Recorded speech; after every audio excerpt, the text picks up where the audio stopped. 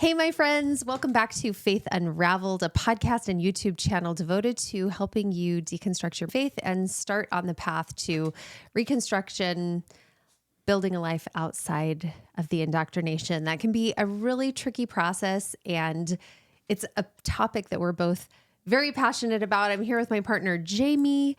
Perhaps you've been following along on TikTok for the last few years. Faith deconstruction is just a topic that I'm super passionate about. We were so all in, and I think there's a beautiful community outside of the church. I think that life can be so beautiful outside of the church. Definitely.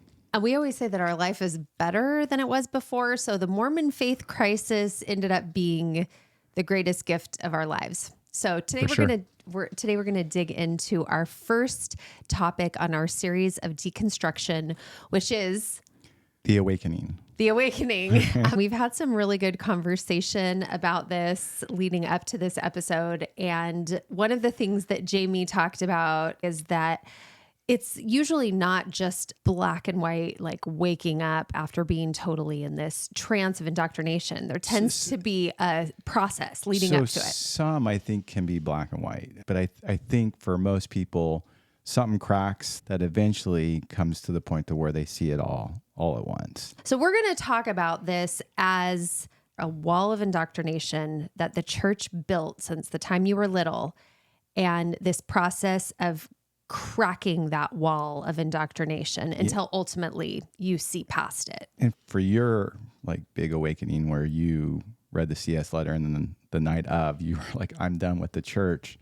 You still had cracks previously that led to that. I didn't realize that until I actually started talking about it.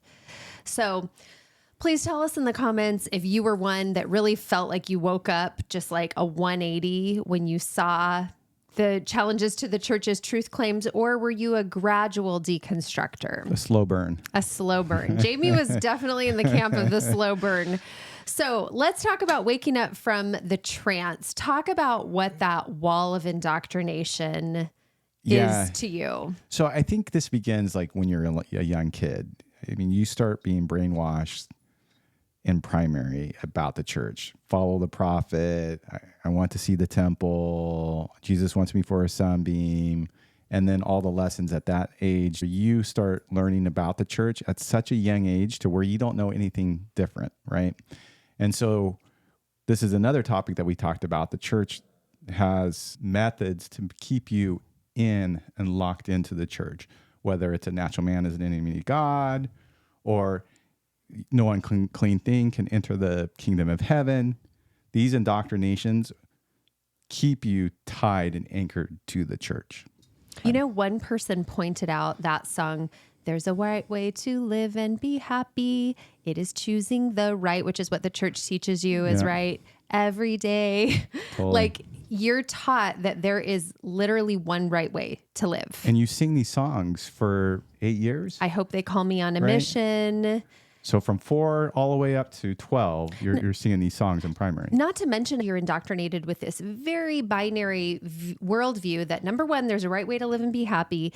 And number two, that you're either on the good side or the bad side. Mm-hmm. And so even the stories from the Book of Mormon, Lehi's dream, any of the stories where about the prophets. Holding to the rod. We sing hold to the rod, right? Yes. And then we also teach about this great and spacious building, and anybody that's not holding to the rod is in that great spacious building trying to pull people away. Yeah. And so these stories, these songs are always trying to anchor you back into the church. So when you start looking outside of the church, you go back to these stories and you're like, oh my goodness, this is something that I'm bad. Yeah, I shouldn't be thinking about. And so you try to reposition your mind during that period of time. It's like a natural man is an enemy to God, right? That all of a sudden you start like following your intuition, whether it's like I see a pretty woman and I have an impure thought. An impure thought. That's the right term. Then your mind's like, oh, I can't have that thought. I'm on the bad side. I need to flip my mind again. Or, hey, all my friends are drinking around. I really shouldn't be in this situation. I need to step out. Or like when we were a youth, there was a video like Put on the Armor of God, and they had someone that was not a member of the church come in and touched the wall of the house, and the house started turning black. So this imagery is always in your mind. So as you begin to start thinking by yourself outside of the constrained box, it tries to pull you back into that box. There's a real psychological component. I remember trying to read Richard Bushman's Rough Stone Rolling, and I would fall asleep every time I would read it. And I have done just a very small, like, surface study of the psychology of indoctrination. And our brains tend to prefer safety over truth. And it's interesting to me how I would even get sleepy starting to see things on the other side of the wall.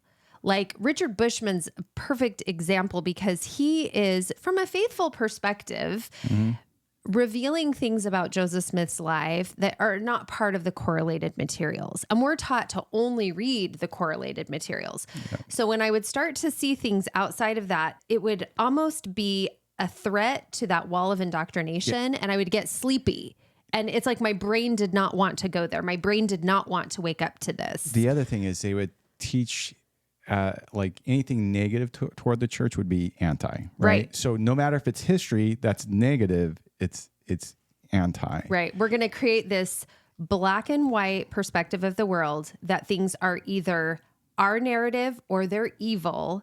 And anytime you start to acknowledge something on the other side of that wall, you think, oh, I must be evil. Doubt my doubts, turn it off, just shut it down. In today's vernacular, think celestial. You know, the church, as you said, has instituted these methodologies to help you shut that down. Yeah, especially by calling it anti, right? So if you're doing some research, like outside of what the church correlated teachings are, and you start like really wanting to understand, and you start getting into this stuff, that is considered anti. History or not, like it is it's truly bad. The way things operated. The church has labeled that anti. And once you begin reading that anti, and if you want to go to church and sharing about that message, I'm calling it anti. Right, because that's what really, they've labeled it. Yeah, the history, because you want to talk about it, because you want to figure out like what is going on here. You're not allowed to talk about it. So then you're isolated at that point in time too, because you can't like go through this stuff. Right. Because now to everyone else in the tribe, everyone else within that wall, what are you now? You're anti. You're the person who has wandered off into deceit. You are under the influence of Satan, and now you're not a safe person. And then you get pushed out of your tribe. Because you're not a safe person, you won't be invited to like hang out. You know, even though the church will say they don't shun you, they shun you because of the brainwashing and the messages that they provided since you were like a 4-year-old kid, right? Right. The church institutes methodologies to keep you in indoctrination, to keep that wall strong. The ones that I can see lately are the doubt your doubt conversation that came from, I think, Elder Uchtdorf. Also, all these messages from President Nelson about criticizing the church. Virus, right? That came from, I think, Razban or something like that, where, or do not get outside the boat, right? So they teach these things to lock you into that box. And if you do start doing that, then you get labeled as one of those like virulent viruses, or you're a doubter, or right. know, or you're following your natural man, right? And I think if we were to really strip this down, all of these methodologies are rooted in one of three things. They're either rooted in shame, guilt. Oh, I shouldn't have looked at that. That was really bad. I shouldn't have done that. Guilt is like a more personal thing. Like maybe you looked at the CES letter and now you feel guilty about it. Shame is like, oh, now I can't take the sacrament. So now people can see me and they can see that I've done something wrong. So that's the element of shame. And then fear is everything that you talked about, being excluded from the tribe. Our safety in this tribe, in this community, in many cases, in people's family environment. Yeah, like, the other thing too is, since you're a little kid, your community is your everything. Tribe is the church. Of course, yeah. Like going through primary, and even though you might have non-member friends, your community is still within that church. As you get into a youth, they lock you in. You have on a weeknight, you normally have a mutual activity or a youth activity. And then you have something on the weekends, and then you have over the summer, like long outings. And so your community and people, become part of, Mormonism. And then as you get married, it's the exact same thing. You get locked in with a bunch of members from your ward, and they keep you so busy that you really have a struggle to get friendships outside of that. And one of the things I've noticed is as you leave the church, because you've been in this like coddled, isolated area, it's hard to make friends outside of this. And the point I'm making is they lock you so much in that it's very hard to have an awakening for people. Because once they have an awakening, they get isolated. They won't feel part of their community. They get labeled in such a way to where they have guilt, shame, and fear. So it is very hard for someone to be very dedicated to the church to have an awakening. So what I want to talk about now are the things that gave us a little jostle in our trance, because that's kind of what it feels like. And I know that sounds insulting to believing members, but waking up, the reason I call it the awakening is because you really do feel like you're waking up from a trance. And honestly, I feel like from a psychological standpoint, there's so many cognitive benefits of waking up, because to see the world in this shroud of indoctrination, I don't think you're able to think logically. I don't think you're able to think clearly. So let's just pull on that thread a little bit there.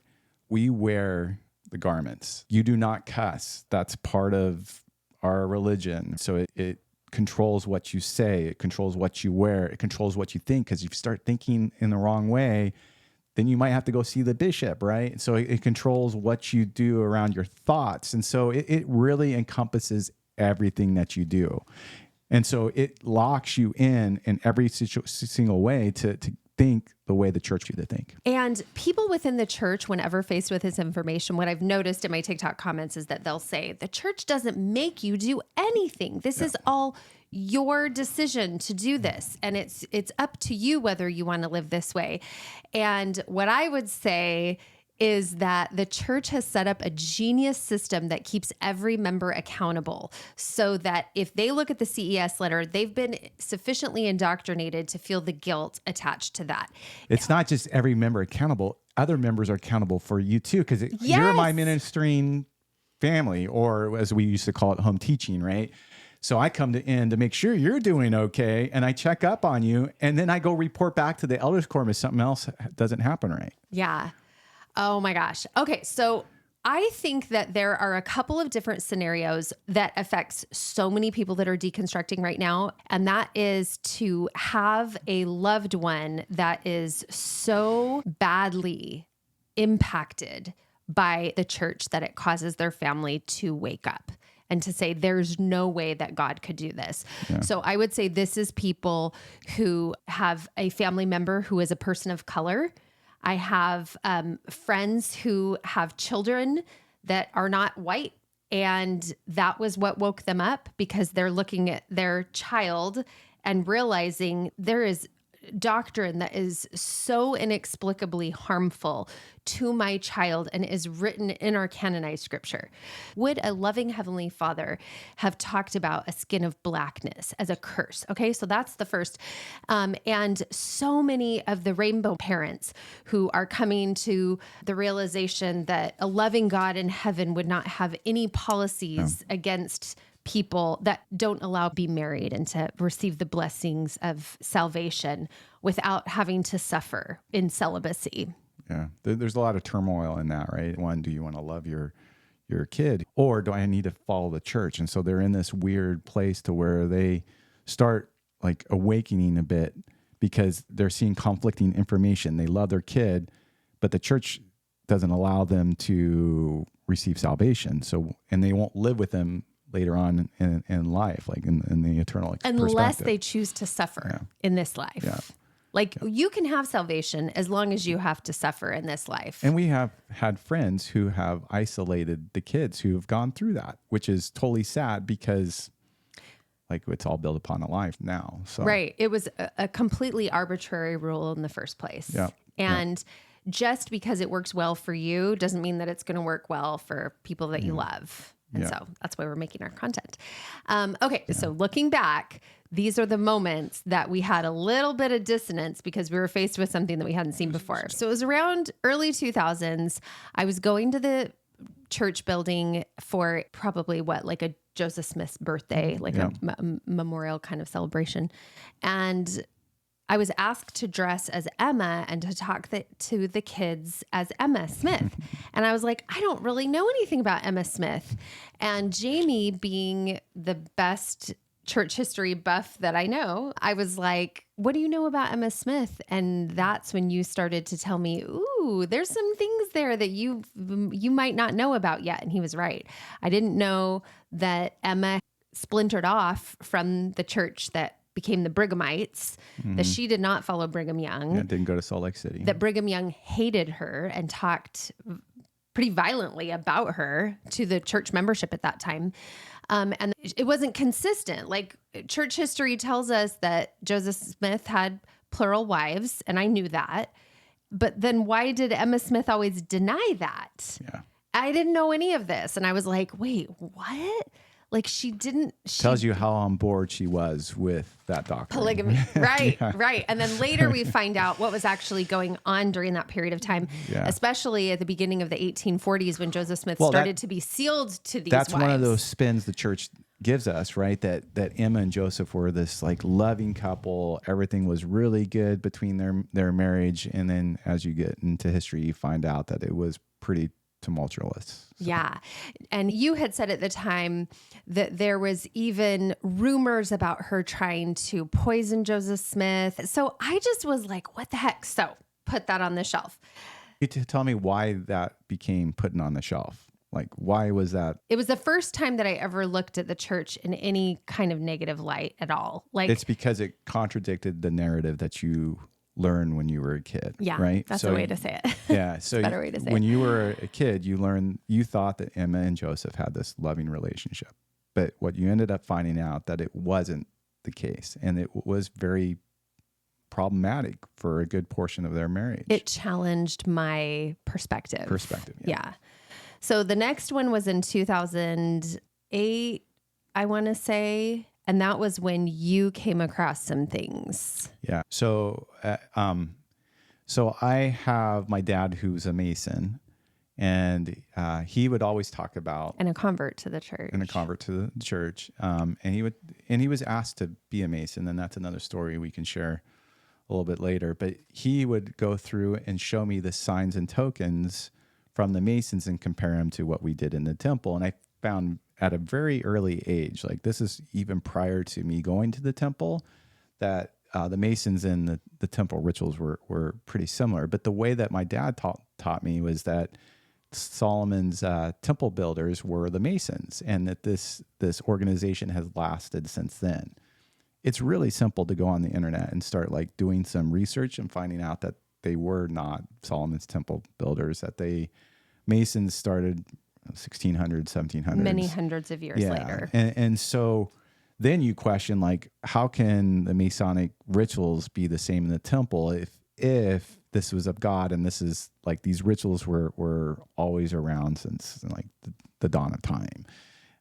And so you question a lot about that, and you do some more research, and you really, for me, it really hurt my temple testimony. Like I lost it all at that point in time, because I can't see how you would like copy the Masons and say this is of God. So I hit the temple, and then after that I'm like, okay, let me search some other things. So I searched the Book of Abraham, and popped up right away that there is no statement of Abraham in the funeral scrolls that Joseph Smith had. And we were always taught that it was a direct translation. So people will say it's now a catalyst theory to where it didn't have anything to do with Abraham, and he created it based upon like from God directing him, and he used the scrolls as a catalyst to create this ancient scripture. But what we were taught was that it was a direct translation. Joseph Smith actually claimed to understand this language and that he was the only one that could interpret what was written on these scrolls. Well, and so came the Book of Abraham from what turns out to be just a plain old common funerary scroll. Yeah. Yeah. So you find out real quick that the Book of Abraham wasn't what the church had said it was. And so I had both of those situations hit me at once. And I started like really having a hard time with my testimony, and enough to where you noticed that and took me to the bishop because of that. Yeah. So. Sorry about that. Yeah. So then in 2009, that same bishop and I were at, In-N-Out. We had just, with a bunch of other leaders. I don't mean to say I was with him by myself, but we were with a bunch of leaders and the kids from our ward. We had just done a temple night. And we were at In-N-Out, and there just so happened to be another youth group from another local church. And the pastor came over to us and he gave our bishop like little side hug, like, how's it going? How are you guys doing? And then I hear him like very quietly say, have you seen the evidence that just came up that disproves your Book of Mormon? And to this day, I'm still trying to figure out what that was. I want to say, was it the DNA evidence and the ancient people? I don't know. And I will never know, because my bishop at the time was just like, hey, have a great night. Like, just immediately shut it down as kindly as he could. But it was just like, dude, this is not the time or place. And looking back, it was kind of a dick move. Like, but I remember looking at my bishop like, what was it? And this goes back to what we talked about. Like, you do not want anti-Mormon. It's stuff. anti. Yeah. Right. And so all of a sudden exactly. that pastor is bad. He is representing Satan. Well, and it's dismissed. That's the other thing, right? You dismiss it right away because you don't want to. Yeah. You don't want to get into trying to understand that. And if you do, it might impact your testimony, and they don't want you to do that. And so I tried really hard just to maintain my belief, but I did think in my brain, like I did go back and go, there's actually scientific evidence that proves something in the Book of Mormon isn't true. Like, what could that be? And so it had to be either the Book of Abraham that he was talking about, right? Yeah. Like, or it could have been the DNA studies that debunked the theory that the Native American people were a lost tribe of Israel. And there's a lot around that, right? There's the archaeology, there's the DNA evidence. There's a number of things around that. And the funny thing, here's another thing. The funny thing is you can go into the Book of Mormon, and when we were kids, it used to say the primary ancestors of the American continent were the Lamanites coming from Jerusalem. They pulled that out now. You won't see primary. It's one of the ancestors is what they currently say today. But this is the inconsistencies that start causing an awakening to happen. Well, and I think as a member of the church, I could have these things aren't announced. Like, if something is taken out of the Book of Mormon, if there's a page from the website that's scrubbed, a lot of the materials that used to be considered correlated materials, Jamie, as a ward clerk, I think was instructed to get rid of a lot of those materials, right? Go into the church closet. And I remember you had just gotten called. I don't know if that was the purpose of that. They just wanted to clean out the closets, but I don't know. Maybe you haven't looked at that one yet. Yeah. I don't know. But I just remember going through it and going, wow, there's all this old doctrine. Like, there's like McConkie stuff in there, and like, wow, what does that have to say?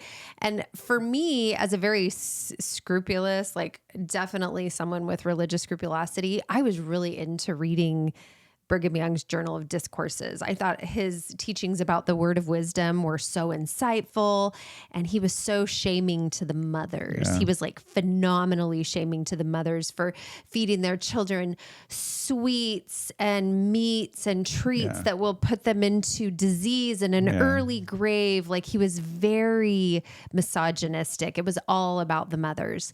But I took that seriously and I internalized it. And as you know, being my husband, a lot of my health parameters for our family were around the word of wisdom and some of those fundamentalist sort of perspectives on the word of wisdom. So can I share too that after the 2008, 2009 timeframe, it became very hard for me to go to the temple, like seriously hard. And matter of fact, I told you that. I didn't tell you the why behind it as much. I told you that I'm tired of baptizing the same person, 4 or 5 times over and over again. But I had lost my testimony at that point in time of the temple. And what did you do? I doubled down. Yeah. I went to the temple more because you were not going to the temple as much. And it was a constant wedge in our marriage. I wanted to be at the temple. And looking back at it now, I think that any time that you go away from the clutter of life, you put away your devices, you sit in solitude, in peace and quiet, you commune with the great unknown. I mean, you're going to have peace from that situation, right? Like whether it's going to the Self-Realization Fellowship or going to the Mormon Temple. I mean, I don't doubt that people receive, or that I was receiving peace from my temple visits. Yeah. But I believed that peace that I was feeling was a result of going to the temple, which was God's house. And I felt judged during that period of time. I felt like I wasn't meeting your expectation. Do you remember that one time I started saying to you, I think you might just be a little bored because it can be hard to turn off your devices. So maybe stop saying that you think the temple's problematic and you don't like it and just say, I'm bored, because I was trying so hard to keep you faithful. Yeah. Yeah. And to take even a step back, I would say my crack began the first time I went into the temple, when I had to get completely naked and have some guy touch me on my forehead, my stomach, your loins, my loins. As I went through it, I struggled with that. Like first time I came out in my whitey tighties, and they were like, nope, you have to pull those off. And then you put on a shield. You don't go totally naked. You put on the shield, and they go through this what they call the initiatory there. And I struggled significantly with it. It was at that point in time something I put on my shelf, and I'm like, I had to think through it. I'm like, no, I need to think positive. I need to be okay with this, even though internally I really struggled with this. And as I look back, I can tell you times where I internally struggled with certain things, and that's like one. And so when I found out in 2008, 2009 that it was all the Masons, it was easy for me to drop. Like, I was like, I'm kind of done with this. And I went when we had significant events. Like if you were like, hey, I want to go to this ward temple night, I would go to that. But I wouldn't be a regular temple attendant person. I like maybe twice a year I'd go. You know, where I held on to my indoctrination with the temple was during the prayer circle. Because I think for anyone that goes through the temple, they're initially going to be like, wow, this looks really culty. But there's this one line right before you go into the prayer circle where the officiator says, we're going to introduce you to the true order of prayer. Yeah. And when those words came out, true order, where my brain went was, this only looks culty because all of these other religions or traditions or cults have tried to mimic the true order and their cults, but this is actually God's work. Well, and the way the church kind of explains it too is like, hey, Catholicism has these traditions and rituals, and they talk about other religions. This is no different. Like this is the truth. And so this is like how God operates. And then you find out it's not that. Right. Okay. So the next one we're going to go to, which is also in that 2008, 2009 period of time, which was a huge one, was Proposition 8 for California, which was this proposition to say that marriage should only ever be allowed to a man and a woman. Yeah. Yeah. I struggled with that. And you know this. I didn't want to support it. They were going out knocking doors to doors, giving out, I think, pamphlets or something to support Prop 8. They were on corners raising signs. And just to be clear, our wards and stakes here in Southern California were rallying the members. Yeah. You either made phone calls, you made signage, you did emails, you knocked on doors, you stood on street corners. So what were we taught about church and state in the past? Like before Separate. that, they were separate, right? The church doesn't get involved in politics. They got involved in politics heavily Big here. time. And it got very antagonistic at times between ward members, like the ones that felt like this is wrong versus the ones like we'd have elders quorum meetings that were very contentious.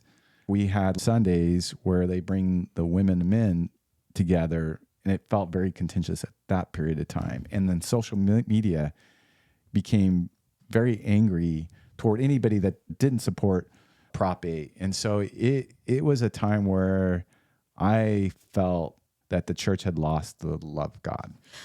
There were people in Southern California that lost their temple recommend for their bishops seeing that they had made a public post against Prop 8. There were people actually called into the bishop's office and their temple recommend was taken. That actually happened.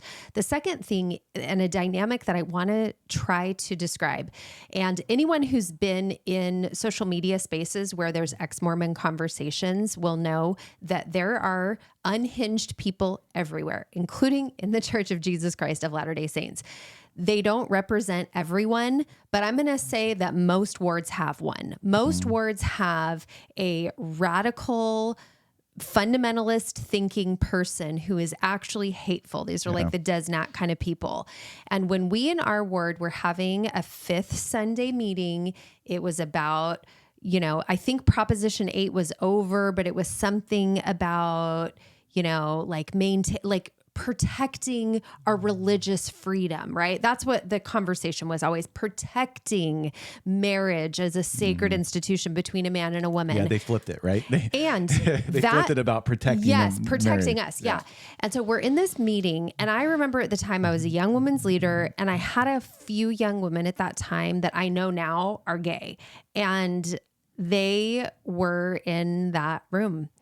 And there was someone in our ward. It was a convert. It was not someone that's like most of the members of the church, but he shouted something from the back of the room, which was something like, get rid of them. They're disgusting. It was something like that. It was the most offensive moment. And it was a breach to my indoctrination, an offense to this dissonance, because it just became clear how easy it was from going from a performative niceness, which is far from kindness. Kindness is like encompassing, inclusive, loving, charitable, empathetic, right? That's kindness. Performative niceness is right next to cruelty. Yeah. And what we saw there was how thin that line was between performative niceness. We want to protect religious freedom. We want to protect the sacred nature of marriage, and they're disgusting. Get rid of them. Yeah. Yeah. Policy comes next, right? How did you feel about the 2015 policy?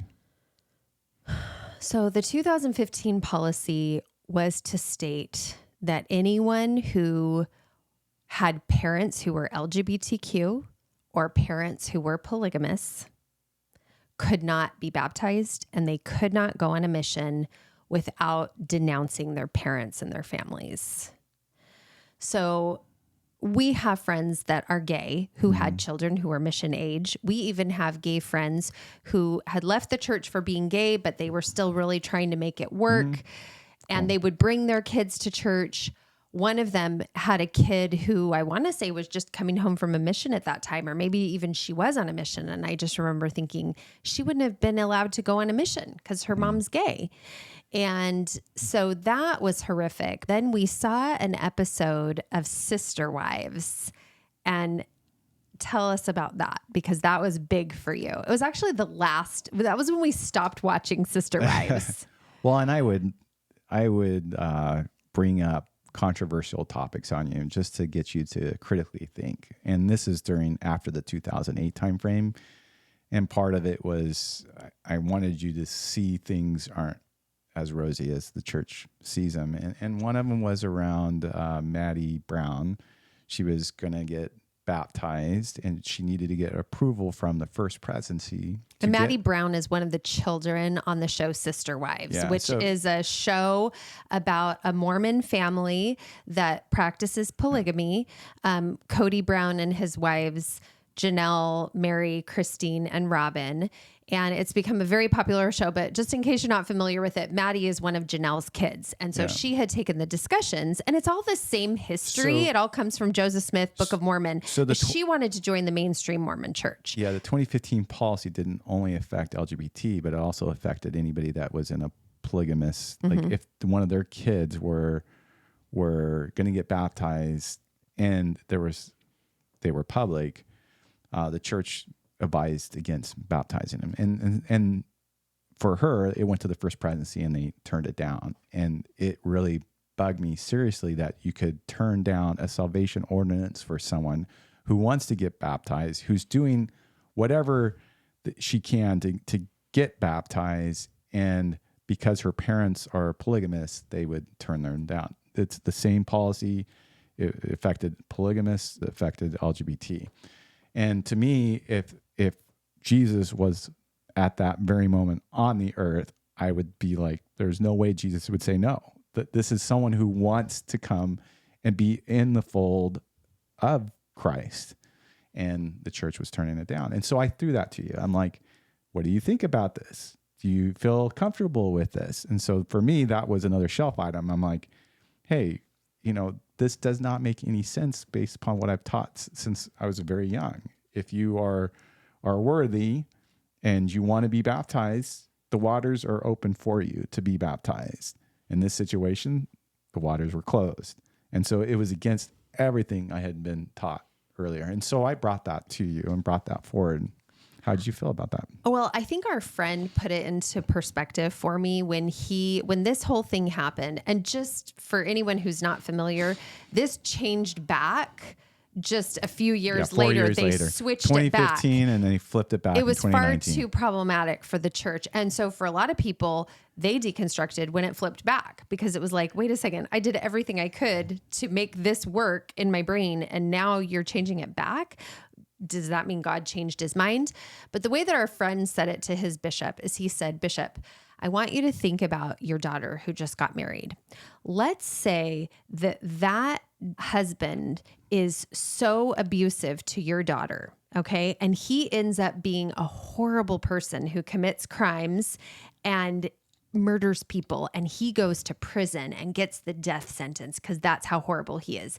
He said, you as the grandfather of those children could still take them and you could baptize them. Mm-hmm. And you could send them on missions as their grandparent.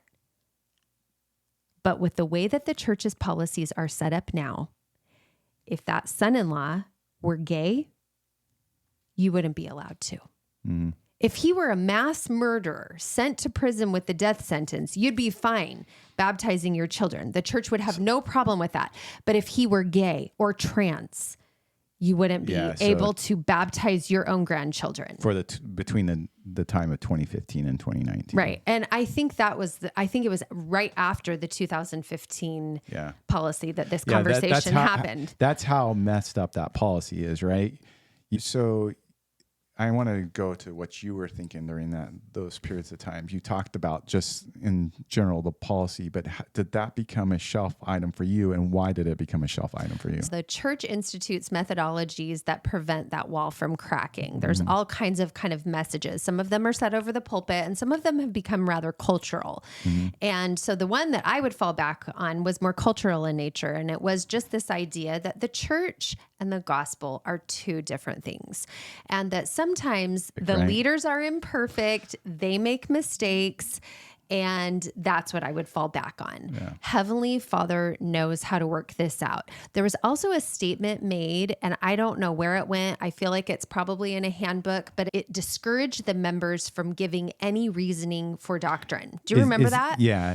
So they said, don't try to explain doctrine. Don't try to come up with reasons. Yeah. Just be obedient. Just be obedient. Yeah. Yeah. That's just, that's the way they turn to that statement all the time. Because when we start to go into, well, we'll just practice polygamy in the next life, but for right now, it's really important for the church to thrive. We can't do polygamy. Yeah. Or maybe Heavenly Father has a plan for LGBTQ children, and that we're going to understand that later. We don't understand it in this life. The people are imperfect, right? Yeah, just the same as people of color weren't able to hold the priesthood because the members weren't righteous enough. I think bullshit. You can you also get to the point where, hey, in the next life you'll be perfect, so you'll no longer be gay. Oh, right. Right. That's the other. That's the other thing that they teach you and talk to some of my Black friends who are like, I thought I was going to be white in the next life. I mean, this is like such like indescribably harmful. But they become shelf items. It didn't break your shelf. You put it on the shelf because you use those methods to kind of not. We don't try to understand it. We're just obedient. We'll be blessed for being obedient, even if the prophet was wrong. We'll be blessed for being obedient. It's the same as when they share that when you use the word Mormon, it's a victory for Satan. That's right? next on my list. It's the exact same thing. Yeah. Right there. So that was 1 year before my faith crisis. And it was in October of 2018. So it was a year and a month from the date of my faith crisis. October General Conference of 2018, President Nelson stands and he says, using the term Mormon is a victory for Satan. But for those that are new to Mormonism, Mormon was a common term that we called ourselves for many years. Yes. That's who we identify. That's how we identified ourselves. Yes. And for them to take that term and know it's one prophet that said that. The prophet right before was Thomas S. Monson, and he loved it. He had a full advertisement around I am Mormon, right? Was that not Hinckley? I thought it was Monson. It could be Hinckley. Monson carried on with it if it was Hinckley that established it. And so now President Nelson is totally bastardizing this term. And I'm telling you, October General Conference was like my favorite because it was like the turning of the seasons. This was the time that I was like making German pancakes in the kitchen. The kids are all set up with their bingo. Like we've got it on the speakers in the house. General Conference weekend is a major focal point of our family life, even for you, because I would not have had it any other way. So we've got all these traditions around General Conference. I'm in the kitchen and I'm making German pancakes. And I kid you not, I can remember the eggs laying out. I can remember everything about this moment because it is so galvanized in my memory. Hearing President Nelson say the words victory for Satan, because I remembered President Hinckley, President Monson. I am a Mormon, Mormon Tabernacle Choir, Mormon pioneers. Our religion is Mormonism. Sure, there's lots of different factions of Mormonism. We're the Church of Jesus Christ of Latter-day Saints. But Mormonism is our doctrine with the Book of Mormon. Like, what is going on? And so I just thought, oh my gosh, he was not talking to God. That man is not talking to God. I just remember thinking like, what church am I in? Like, this is a church that he is not talking to God right now. That's how big of a jostle it was to me. So you put it on the shelf, right? Because it conflicted with what you had known for many years. That moment from President Nelson is where I was like, the gospel is not the church. So do you think that was your critical awakening point to where you were able to start learning other, because Debbie Ford comes next. Right after that, and you started reading spirituality books. So let's go into a little further into 2000. So it was the beginning of 2019. I have a client. I've worked for years as a health coach. I have this large community on Facebook, and we talk about foods and how they impact our body. And I have a lot of clients. Okay, so this person comes to me as a client, and I noticed on her page that she had a TED Talk. Yeah. And I watched the TED Talk, and it referenced something called the shadow. And she explained on this TED Talk that she is one of the world's experts on the shadow. She worked with Debbie Ford, who's an author and just wonderful teacher of spirituality. So I messaged her and said, hey, I'm really interested in this. I'd love to learn from you. And she sends me this box full of books by Debbie Ford. I'm actually looking at one right now. Debbie Ford explains this concept of the shadow. And basically what I learned from this is that every part of us is necessary. And it's just our society that teaches us that certain parts of us are undesirable and that we should try to eliminate certain parts of ourselves. Yeah. But those parts never go away. They go into what we call the shadow. And remember, I have, because of that talk by President Nelson, separated out the church versus the true connection with God. And as I read about the shadow, what I take from that is that every part of me is necessary and sacred and divine. And the parts that I don't like about myself are simply things that my society has taught me are wrong. And every culture and religion and tradition has this desired archetype, this desired outcome, and you're supposed to shed all of the other aspects of yourself. And what Debbie Ford teaches is that even those little things that we perceive as imperfections are necessary parts of who we are. And I started to look at the temple ceremony differently. I started to look at the role of Satan as really being the one to institute shame. You gave a talk in church too, I thought was really beautiful. It was like one of your best talks ever. But it wasn't around like church topics. You had it was around the shadow. Yeah, you had developed this spirituality far beyond than what the church has taught, and it was so beautiful. You got a lot of compliments on it, but you could tell it had a different lens than what you normally hear in a church talk. I appreciate that so much. That is like the best feedback I've ever gotten. Because the way that I was trying to configure my religious lens now with these insights about the human shadow. And so I looked at the Garden of Eden and Satan and what he did to make Adam and Eve feel shame about their bodies. It wasn't Heavenly Father that made them feel shame about their nakedness. Those were their beautiful bodies. And so how much of purity culture is now instituted by shame, and shame is the tool of the adversary. And so I'm sitting here and I'm really thinking about these things, and there becomes this conflict in my mind, which is the construct of sin. Because now, if every part of us is sacred, well, why are we demonizing some things as sin? Yeah. And that's when I prayed and I said, I need to understand, because I know that you love every part of me. And I know that you love every part of my gay friends and my trans friends and my friends that aren't Mormon. Can you please help me understand how this fits? 5 days later, I fell upon the CES Letter. And I really felt like it was my connection with the great unknown that brought this to me. And now I'm like, what was that? Was it my inner self? Was it my inner voice? Was it some sort of God? Was it? And what surprised me too, because you were very scrupulous. You were like, you drove religion in our family, and she was probably disappointed that I didn't do it more in the family, but you were the person, the example that drove it. And so when I come home from work and you had read the CS letter and did a full 180, I was shocked. I was completely shocked. I was relieved in a lot of ways, but for you to be a 10 out of 10, to go, 10 out of 10, maybe you were maybe 7 out of 10, 8 out of 10 at that as you started reading, but you were still like very dedicated. And so I hadn't caught up to you at that point in time. You had you had deconstructed like within a day, everything.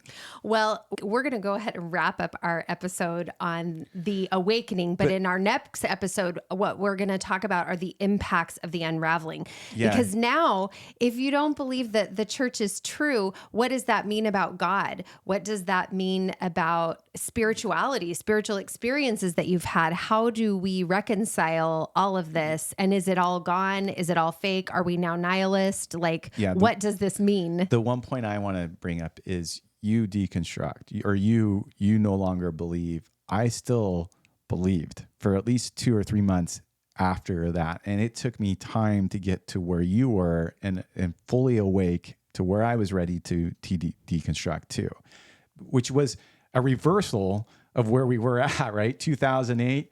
I'm like not as big of a believer during that period of time. And you're, 100%, like you're doubled down in tithing, you're doubling down in temple work, because my lack of involvement or commitment, then it flips for at least 3 or 4 months to where you no longer believe, and I'm trying to hold on, and I haven't had that. I'm having an awakening because you're listening to talks about you started getting into Mormon stories. You started to get into Lindsay Hansen Park's Year of Polygamy. I'm hearing things way different than the narrative I understand. And I thought I knew church history pretty well, which I find out I didn't know it at all. I only knew the church's lens of church history. So for me, the moment that the wall came down was looking at the CES letter, because it put everything in one spot.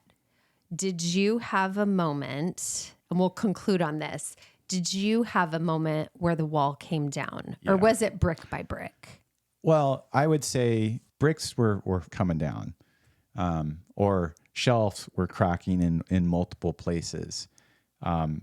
As I started listening, and the one that like totally broke my shelf, well, it was 2. It was the Fanny Alger situation, as I learned about Joseph Smith sleeping with a 16-year-old girl, and Emma finding out about it, kicking the girl out, not kicking Joseph out. Like, I think that's where their marriage became very problematic, and kind of abusing that girl, Emma did, to a certain extent, and Joseph getting a free pass. And then the situation with Henry Jacobs and Zina. Like, I look at those situations, and there's no way a loving God would ask Joseph to do that. That's just not like the God that I had been taught since I was a little kid. And so when those 2 situations I ran into, my testimony fell, and then I had to figure out whether Mormon God was real during that period of time. And we can leave that for another episode, but it took 3-4 months after you had deconstructed. Matter of fact, I think Bishop started seeing something different between us 2. And I think he was starting to get worried, because he would like, how's Elisha doing? Because you don't go from 100% in. You went from 100% in to like not going to class, not coming around, and just not going to church. There was times where you stayed home. And our bishop was a very good friend of ours, a close friend to Jamie, and really held his hand through this process, was very validating, was very like loving, and held space for this for Jamie. And so that's interesting to hear that he was like, he recognized worried about me. Yeah, he recognized something. I mean, I knew that was changing, and then he started worrying about me during that change. And then I had the phone call with him. So that was exactly like after I hit the Fanny Alger and the situation with Zina Jacobs, or Zina and Huntington Young. What really happened for you there, if I get this right, is that you were just like, oh, Joseph Smith wasn't a prophet. Yes. I had to get to the point to where I believed Joseph Smith was no longer a prophet. I still believe from 2008 to that period of time that Joseph Smith was a prophet, and the Book of Mormon was the word of God. Once Joseph Smith like failed on me, you're like, this guy wasn't talking for God, and that guy wasn't talking for God, and that guy wasn't talking for God. Then you have to back it out. And we can go through that deconstruction process, because at that point in time, I'm like, there's no way Joseph Smith was a prophet. And so the mirror, as we talked about, we talked about this, the mirror breaks, and you start then to have to pick up the pieces. So the awakening is over, and now you're into the deconstruction. Now you jump down the rabbit hole. Yeah. Yeah. Or the way I think about it is now the wall is gone and you can just see everything beyond it. And you're like, whoa. Yeah. Seeing the world from this perspective is hella scary and hella beautiful and hell of an adventure. Yeah. And so that's what we're going to talk about on our next episode, which is the unraveling, making sense of all the stuff that we found. I'm super excited about this series. Thank you for joining us today. Please drop us a comment and tell us, were you a brick by brick deconstructor or did it all come down at once? And if you feel comfortable sharing, let us know what were the things that made the wall come down? What were the big issues for you and what made you deconstruct? And we'll see you on our next episode. Yep. Yep. Bye, guys.